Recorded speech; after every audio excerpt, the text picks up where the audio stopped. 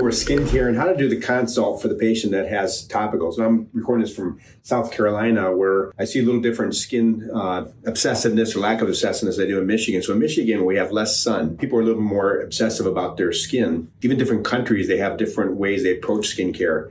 But I see people in southern climates, they tend to almost throw in the towel and let themselves age. And then when they turn 40 years old, it's like, holy crap, what happened? And they want to fix it.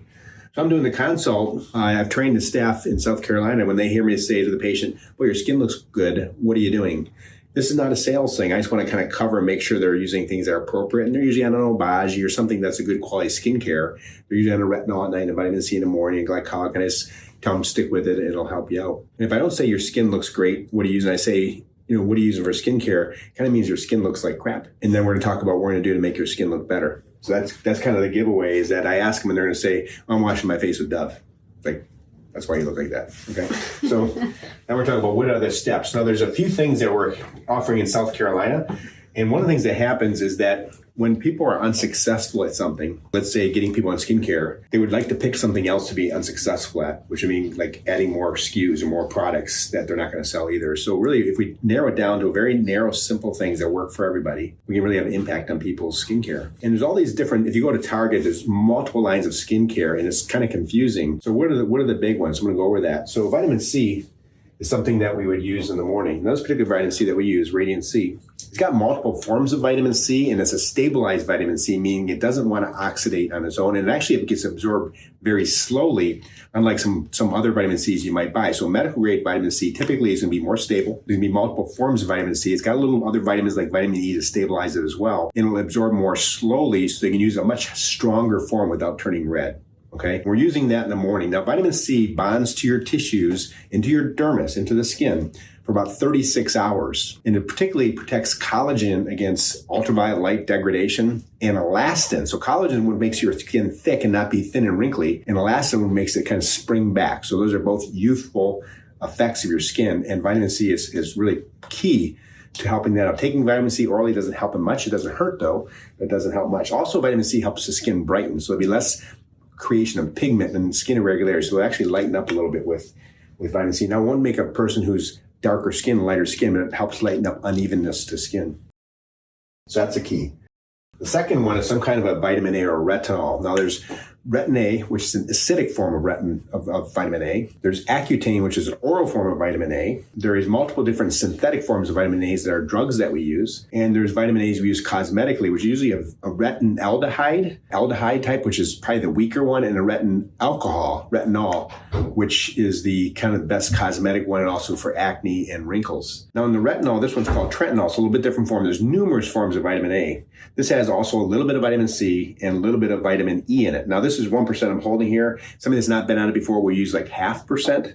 Retinol normalizes keratin turnover, normalizes skin turnover, reduces inflammation, reduces the promotion of acne, and reduces the appearance of wrinkles. But both vitamin A, which is retinol, and vitamin C, they're pretty strong. These are medical grade skincare products. And it says right on the bottle, start using them both in vitamin C and vitamin A twice a week until you get used to it, okay? Used to it means it's not burning, it's not causing dryness. If they're causing dryness when they go to 3 or 4 times a week, they can back it down and get kind of used to it. They do take a month or 2 to get used to it, and then they can step it up. Not everybody needs to use it every day. They might use it 4 or 5 or 6 days a week, and that's fine. So the vitamin C in the morning, the vitamin A at night. Why vitamin A at night? A strong vitamin A makes your skin a little bit light sensitive, okay? Weaker vitamin A's don't, but strong vitamin A makes your skin a little light sensitive. So we use a strong one at night. If they're going away on a holiday where they're going to be tanning, probably don't use it that week, but use it normally even if you're out in the sun on a routine basis. So the vitamin A at night, we start people on 0.5%. Why do we have 1%? There's a lot of people that are already on a retinol. Just put them on 1%. They're like the stronger one. Or somebody that has like more oily skin, or a man, they could probably go right to 1%. And the cost is so close, you're getting twice as much retin A in this one. So I kind of lean towards stronger if I think the patient won't have sensitive skin. So those are the 2 biggies. Now the glycolic glycolic wash, this can be used once or twice a day. You don't have to start it out slow. You can start going on every day. It's got a little bit of B vitamin in it, but it's mostly a glycolic, which is a very strong, like a hydroxy acid. And it's strong, but it doesn't cause irritation in your skin in general. So somebody's got dry skin, it'll make it less dry. If they have oily skin, they become less oily. It just normalizes the skin. Also, that creates a little bit of sun protection because it increases the thickness of the epidermis. and refracts light a little bit better. So this is for the epidermis, the outer layer of skin, and the retinol and the vitamin C go into the dermis, into the skin itself. So this is the outer layer, and these two are for helping the inner layer. So those are our three things we talk about with everybody that's not on skincare.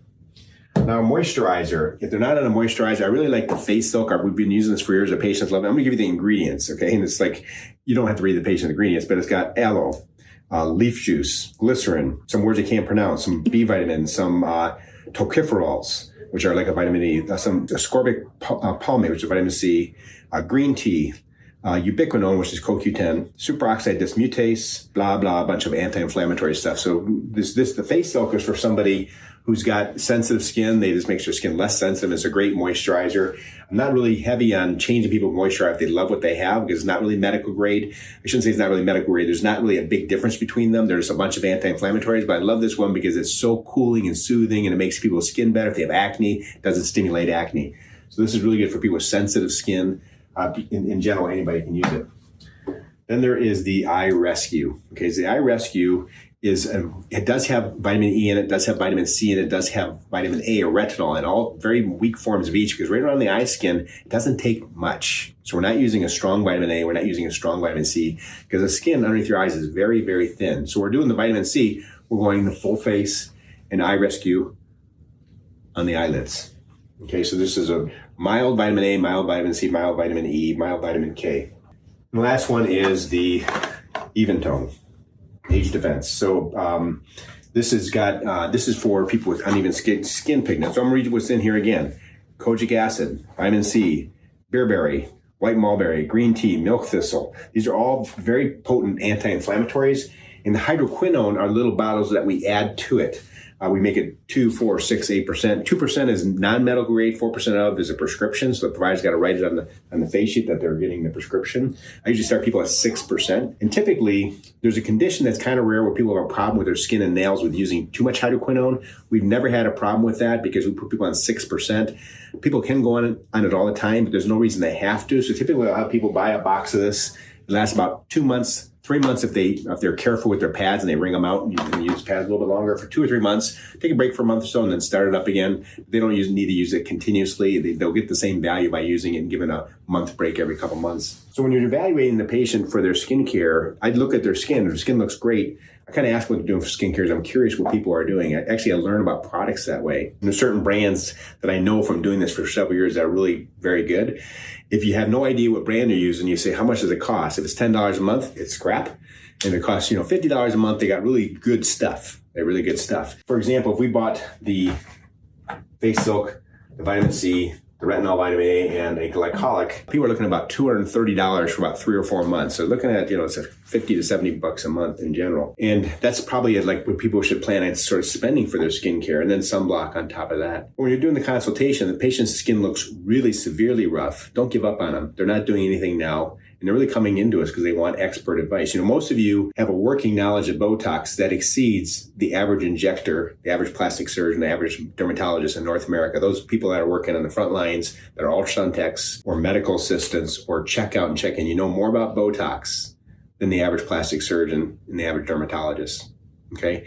So knowing these things about skincare, you'll know more than probably dermatologists will have an edge on you in this one, but most plastic surgeons, most aesthetic doctors. And there's sort of a tendency to want to get a menagerie of different topicals, and people can do that. These are really the core ones we do for probably, we look at the 80-20 rule where 20% of your effort gets 80% of the results. These few products here will make 80% of skin conditions better. Okay, so thank you very much.